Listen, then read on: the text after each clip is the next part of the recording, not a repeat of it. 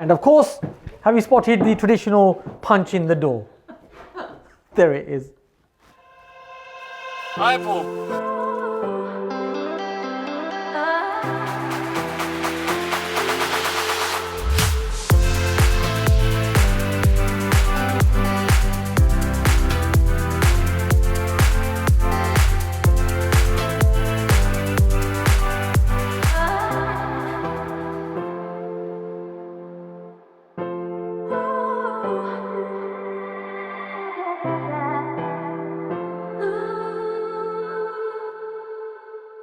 So today we're in the field again, and it's a new project that I want to share with you.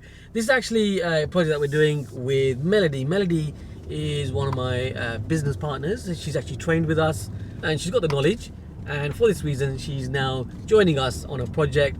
It's actually a very interesting project, and of course I'm going to be sharing with you the details, and we're on the way there right now. So I will share more with you coming up, and I believe you're going to find it a very exciting project.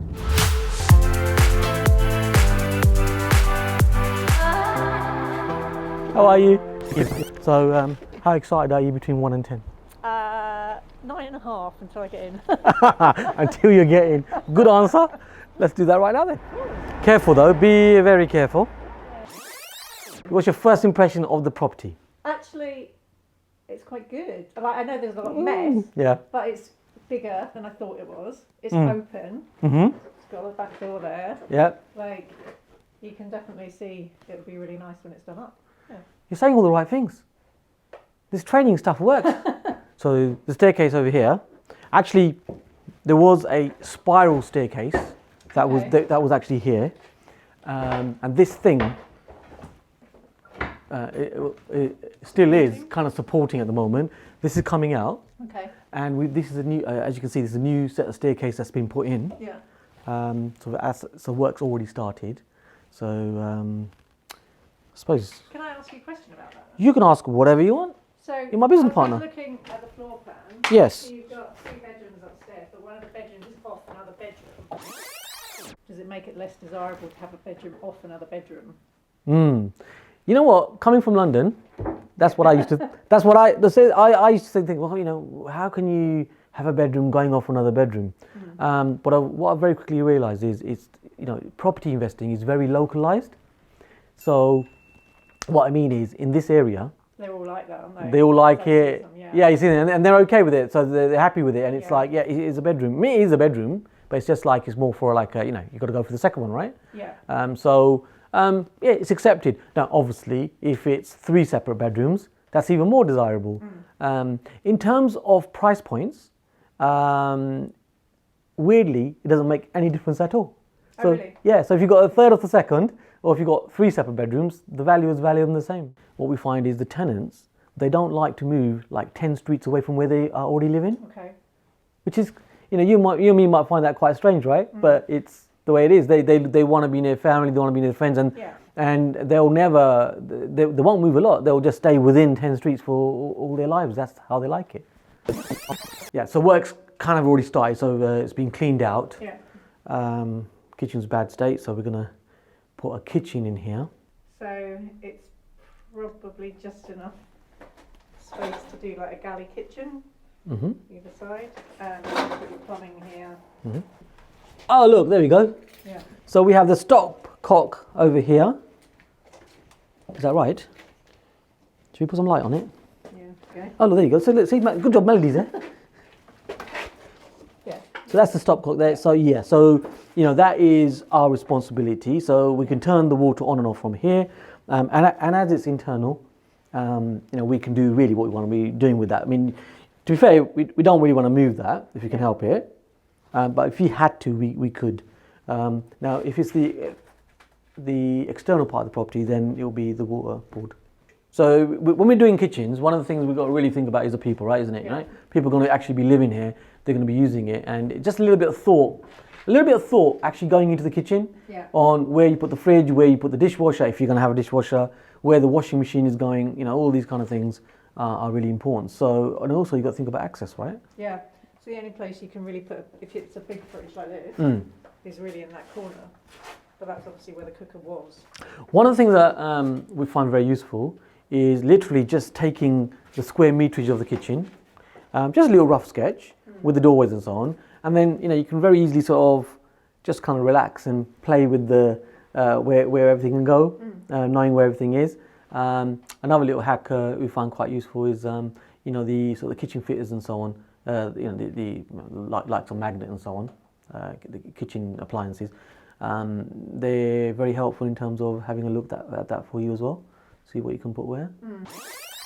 What do you think of this space? I'm looking at that. I'm assuming that's where the bath was. Mm-hmm. Is that 6 foot for a bath? I don't know. I can't tell whether it. That's really good. So let's measure it. So the easiest way of measuring things like this is using these. Fine. It doesn't matter what size foot are you. 5. So look. One step is a foot. So we got basically got 5.5. When you measure it properly, it's just about 6. So this will be. Is it a spider? Yeah. Melody has just spotted the spider. I hate spiders as well, so I'm staying away. There it is. Spiders make you money. So what we've got here is, there was actually a bath here already, as we can see, so we can actually see the... Can't you get slightly shorter baths though? You can. So you can get 4-foot baths, Okay. 4-foot baths, you can get 5-foot baths as well. They tend to be a little bit more expensive, but yeah, you're quite right. Would you put a bath in or would you just have a shower? Well, you tell me, what would you do? What are we going to do? I would put a bath in because then you're not gaining anything by only having a shower. I mean, if you have a bath and a shower, obviously, Yeah. that's not it. Yeah.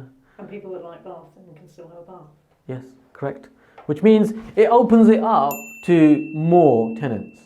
To be fair, what we had here was a corner bath, so it was one of those, wasn't it? So it was a slightly shorter in length. So yeah, so we're going to have to play around with that to make sure we get the right size. But we will put a bath in. You're quite right, and then we'll have a shower on top of that. Yeah. What do you reckon? Do you want to put an electric shower in there as well or not? Well, if you have a combination boiler, you shouldn't need an electric shower, should you?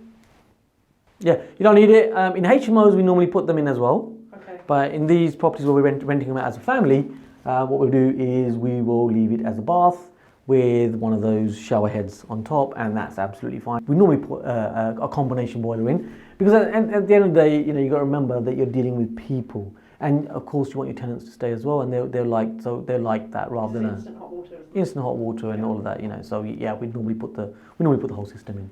So where next then? Outside? Might be spiders. You better go first then. Oh, you want me to go first, didn't you? With cobwebs, look. Look up there, disgusting. Look at that vegetation in that gutter. How much for a length for guttering? Can you remember from the master class you did? £100? Is it £100? £100, yeah. See? So guttering, we're always thinking vertical or horizontal, and we're just factoring £100 for one piece of length. Another little point we can pick up is when it's got rendering and it's old render and it hasn't got any cracks, it kind of gives us that much more confidence that nothing's been hidden. And if it's new render and it's got cracks in it, then that can be progressive movement, and you really want to be careful of progressive movement. Very dangerous. Sometimes the surveys pick it up, sometimes they don't. So we'll get a structural engineer just to then check that in. And normally what we do is we normally get a verbal report, which is much more cost effective. Oh, okay, yeah. Because if they write it up, they'll charge you more. And if they don't write it up, they'll charge you less, but they give you the same information. And what do we have here? Okay, so this is... Yeah, this is interesting, isn't it? Yeah, it's on the Yeah. No cobwebs in there. Yeah. So what are we going to do with it then? What do you want to do with it? I mean, if you're renting it out, you wouldn't let the tenants use it really, would you? Yeah, so what we'll do is we'll empty it out and we'll just close that door there. It's already there, so we'll leave it in. Normally if it's sheds and things, we'll lock them up and everything. But it's pretty self-sufficient, so we'll just leave it. It's a nice little tidy little place actually, isn't it really, I suppose? I do find it fascinating, all the little quirky things that you find. Imagine that, going up that. Or coming down it. Or coming down, worse, yeah. even worse, yes. Yeah, quite right. So what we're going to be doing, of course, is, as you just said it, right, we'll put some rails up there. Safety is really important when it comes to outdoor spaces. It looks like they've been made some minor renovations there. I don't think that's us, no, we haven't done that yet. It's a point of checking where the render's actually gone on to, which part of the building. You can also notice by the tiling as well if there's any tiling moving or anything like that, which is okay. The key would be to look at the bottom. If there were cracks coming up from the bottom or anything like that, Right. then that would be more drastic. Okay. But there isn't. Even on that second story, if we had cracks, let's say coming from that roof line going upwards, that would be more concerning. Where it's the top end, that's less concerning. At least the stairs are new. You know you're not going to fall through them. I hope not. So, thoughts? What do you think? It's a nice size. It's a good size for a bedroom. Cupboard. Yeah, got a cupboard there. There's not really that much you have to do to it apart from painting and. Yeah. Would you replaster the ceiling? I'd agree with you. So, yeah, if you're up for that, we can do that. How does it actually feel being in a project? It's really good actually being able to see it in person because all the theory that you kind of have, you can kind of put it to a project, so you can kind of see how that works in reality. Yeah, and I like the way you're picking up information that we've already shared, like the 3 days, 3 days with it, 3 days masterclass, and yeah, I mean, I'm loving the fact that you're actually picking up all the good points. Well, the thing is, you sort of take it in, but unless you can put it to something, it doesn't really mean much until you start using it. So these radiators, we're going to replace these. Yeah. Again, it's that sort of common sense approach, but they are old radiators. Yeah. One of the mistakes that people make is they will change the boiler and keep the really old radiators. Right. And what that does really is it really destroys the new boiler, because all the gunge and the gunk that's in these old radiators, that will then feed through that whole system again. So it shortens the lifespan of the new boiler. So where we've got a 10-year guarantee, okay, it's a 10-year guarantee, but it ends up being the boiler's lifetime life really shortened. So yeah, you're quite right to think about those, and so we will replace these. What's going on there? What's this? Hey, what are you spotting now? What's this? That is a good question. What is this? It's a weird. Yeah, sometimes we get these in properties where they basically box in the space required for the landing, the staircase, which is the case in here. Okay. So would you leave that, or would you just take it back to the wall? Yeah, so we'll take it back to the wall if we can. Quite right. So we'll have a word with the contractors. If it doesn't impact on the staircase, then that we can remove now, because you're quite right, that spiral staircase is gone, and we have a lovely new staircase. Melody's really good at this. What do you think about the double glazing? I mean, it doesn't look very old. Like, it doesn't look too old, does it? No, double glazing. Yeah. It'll be a deep clean. It'll be nice and clean up. And of course, handles. We'll put some handles here. Now, one of the things we can notice is that this window is also a fire escape window. It opens up and it opens up outwards. Right. And sometimes you have windows where they are sealed and it doesn't open. But on a first floor, there needs to be at least one fire escape window you should have in a property. Does it have to open outwards like that, or can it open up like a sash window? It can open up like a sash window, but with double glazing, typically, you get the ones that open up like this, which is what this will do. What we'll also do here is we'll make sure that there's restrictors on either side. God forbid, in the event of a fire, then those restrictors are a little button there which can be pressed and the whole window opens up. Right. But otherwise, it really is a safety aspect, so the kids are okay. So, but you do need one of these in a property, at least one. Just one for the whole of the upstairs? Yeah, okay. For a buy-to-let. So one of the ways that you can actually make money from, more money from property, is you can take a 2-bedroom house and you can split it into 3. And the way you can do that is where the space is available, and that staircase, as we've put in a new staircase, you can turn the staircase around, which allows you to actually do that. Not a lot of people know that, but it's another way of adding another bedroom. And another bedroom, of course, is how much money? Let's test you now. Oh God, I remember that. 10,000? Oh, you're very conservative. Oh, okay. I can't remember. It could be 10 on smaller, but I mean, typically you're looking at sort of around 25. Oh, okay. In the realms of 25 to 30,000 pounds. Okay. On 160k or less property. And when it's a property, of course, higher value. If you're looking at property, say under 500,000, 250 to 500,000, that same job that you've done, that new bedroom is now 40 to 50,000. It's shocking how much money you can uplift by doing these things, isn't it? It's 40, 50,000, and let's go to somewhere like Southwest London or whatever. 800,000, £1 million property, same type of property. You're looking at 80 grand uplift, £80,000 for adding a bedroom. So would that be the same even on a property like this, which is quite small? Yeah. If it hadn't already got that third bedroom. Yeah. But underneath that is the kitchen. So if it had been extended out to the kitchen anyway, would it be worth building on top of the kitchen to make that third bedroom, or is it not really worth it because it's off another room? And this type of property, end value, we're looking at around 225, 250 on a good day. But it's in the couple of 100,000 region. So for something like this, it's not worth doing that. Right. But then bringing it back to an area like, let's say, where the properties are priced at 800,000 or $1 million, then same type of property is worth doing. It's worth doing it. So it's about really understanding where we are in comparison to the house price index nationally. So what are you on about? I'll explain. So house price index right now, £252,000 for a house nationally is the average. So if you are above that, it tends to become more sense to do these kind of conversions. If it's below that, then as a rule of thumb, they're not worth it, but it's worth it when it's over the 250. Obviously, higher over the 250 is, the better it is. And how much would it cost to build? You said you wanted to build one story. If you hadn't got that third bedroom there already, how much would it cost to build that? Yeah, so as a ballpark, you're looking at, as a second story with all the building regs, etc., which you need to do, you're looking at around 30 to 40,000 pounds. Oh, okay. We found the boiler. Yeah. We found the boiler.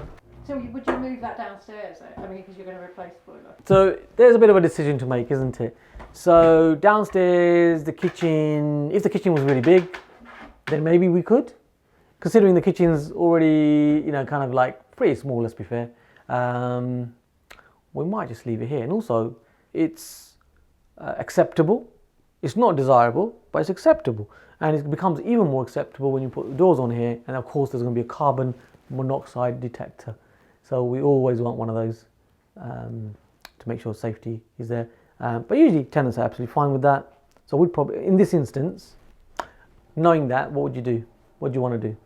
But if it was my own house, I'd be moving it downstairs. Yeah. This room is very small, that's all. And I think, yeah. But like you said, it's not your own house, so you've got to think about the fact that you're renting it and not living in it. Yeah, so, I mean, you're giving people a good functional property. If you can imagine once this is all done, it's going to be a nice property, isn't it? It's just that little borderline of understanding that it is a business and it's acceptable. Key point, difference between desirable and acceptable. When it's your own house, all right, you spend more bucks on it because, it's your home, right? It's not a financial decision. You're probably intending to live there for a number of years, whereas renting, you're not necessarily thinking past a year or two, maybe. Fair. There's a nice hole in the wall. Nice house. Ooh. Look at that, the traditional.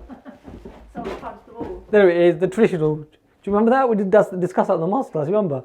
There's a hole in the wall. Why?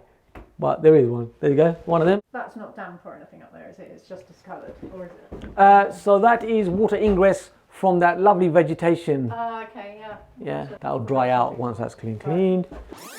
And of course, have you spotted the traditional punch in the door? There it is. So what's been useful for you actually being in here today in terms of our first site visit? I think just being able to sort of catalogue all the things that need doing. And obviously, like, nothing's really been done except for taking stuff out. So it's quite good to see sort of what you're starting with. This was really grotty, and now what you got is that blank canvas. And as we've been discussing, right? Doing this in the kitchen, doing this in the bathroom, doing this in all of that. So. And you can see that much better when nothing's there. 100% correct. Yeah, absolutely right. Next stage now is to get the electrics, the plumbing. So the first fixes, if you like, we call them. So that's the next part, to get the first fixes in. Where the things are actually the right places, but they just need to be replaced in effect, with this property anyway. That, things like that, we'll just make sure those are dealt with as well. So, that'll be brought back into line, so you've got a nice bit more space in the room, things like that. So they're the first fixes. Then we've got the second fixes, such as the kitchen going in, the plastering will then happen, all of that will happen, and then it's decoration. We then got the carpets, vinyls, and a really deep clean, and we're ready for tenanting. Until 3 years ago, we never used to put any underlaying into the buy-to-let properties because the carpets would be, they were sufficient. They'd have that sort of spongy feel to them anyway because they were new and so on. But what nowadays we're finding is that tenants are expecting that a little bit more. The ones that are actually going to pay you and they're going to stay in your property. So now what we do is we actually put the underlay in, and you're quite right, it protects the carpet a bit more anyway. And also, it's a nice feel when the tenants walk in. They're getting something even better. So what we find is you kind of get a better caliber of tenant that takes that property. Better quality. Yeah, so we put that in. Okay. It's not a lot of money in the whole great scheme of things. So there's usually 3 levels of underlay, and we normally go for the mid-range one, which is like the most cost-effective but gets you the best result. So we normally go for that one, and it does prolong the length of the carpet. You get another year and a half out of it, of the carpet, and then the underlay stays there. When we change the carpets, the underlay is fine usually. So you've got to think about your clientele. Yeah. But to be fair, mostly in terms of buy-to-lets and HMOs, it's usually we put in carpets. Some of the HMOs where in sort of let's call it the trendier locations, where you're getting the co-living spaces now. We don't even call them HMOs anymore. They're co-living spaces, okay. Yes, because it's a bit more hip and trendy. In those type of spaces, we do put some wood flooring in. Okay. So it's case of horses for courses. So this was actually one of these new modern method of auctions. Oh, okay. Yeah. Right. Yeah, these modern method of auctions, really, it's an estate agent selling it, but they charge you a fee for it. However, we got this at a very good price. We got a very keen price, and that was 119,000. We paid a £6,000 fee for that. Right. £6,000 fee plus VAT, which you can pay on your credit card. Just saying. Gives you a bit more time. So we did that. And so that's, basically we worked that fee into the purchase price. So we're looking at 125k. Properties in this area, they're selling in a good condition for around 200,000, maybe even get 220 on a good day. Yeah, something that we discuss later on because it's about how you deal with the valuers. So it was in this way. The process took a little bit longer than normal though. Okay. Because the gentleman that was selling it was divorced. He just got divorced, and he still had his ex-wife's name on the title. Right. So although she was aware of it, it's just that it was on the title. So we had to get her name off the title so he could actually sell it. So there weren't any repercussions. Right. In terms of us doing it. So there's always a little bit of something going on. So we didn't know that. If I'm absolutely truthful with you, we didn't know it at the beginning. But that's fine because that kind of comes out in the woodwork, if you like. Right. Pardon the pun. When it came to the conveyancing, that was picked up. Now, the thing with these modern methods of auctions is that they give you 56 days, typically 56 days to complete everything. However, in their clause, it does say if it is, down to situations that are unavoidable, that they are willing to extend. So we literally let them know. So look, this is out of our control. We're ready to do what we need to do. We're ready to exchange. However, we can't because this person has to be removed from the title. So they were okay with that. So we got an extension on that. So what I like about modern method of auctions, to be fair, if I'm honest with you, there's not a lot that I like about modern method of auctions. But one of the things I do like about modern method of auctions is that it's not actually proper auction conditions. So this one was actually literally an estate agent. Okay. Your move. Yeah. Behind the scenes, it was your move. But in front of it was an auction company selling it for them. So in effect, they were mimicking an auction.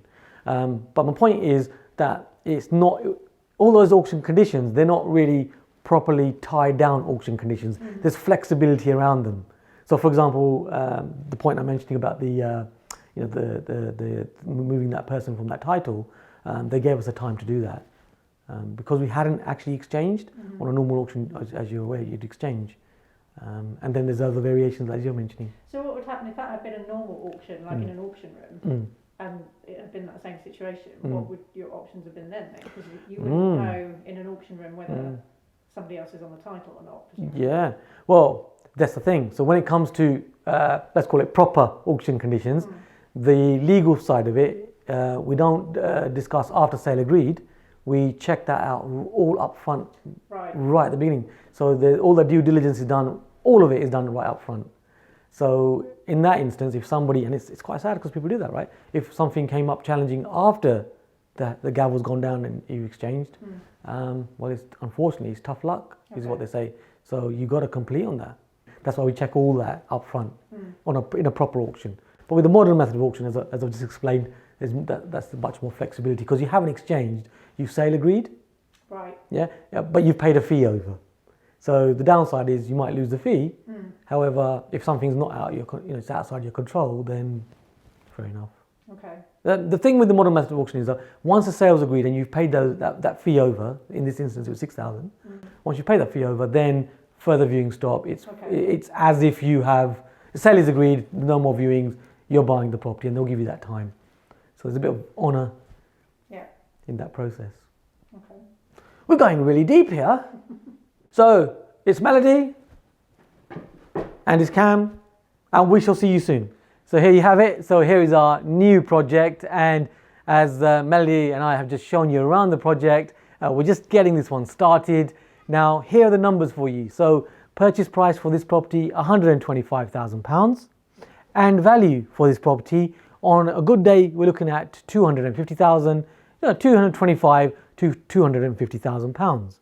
Now, when you work out the numbers, what you'll find is this is a no money in deal, the exact type of deals that we do at Premier Property on a consistent basis. And these are great entry level types of projects, and you can of course do these types of projects. Yes, there's a little bit of learning and there's detail, but that's okay. You can get the detail. If you're enjoying these videos and you're watching this on YouTube, you can subscribe to our channel, and also you can click on the bell icon so you can make sure you get the most recent video uploaded. I am going to be sharing more projects with you of many different types and sort of varying on the type of strategy. It's Kam Dovedi, helping you to help yourself to take your property investing to the next level. I'll see you soon.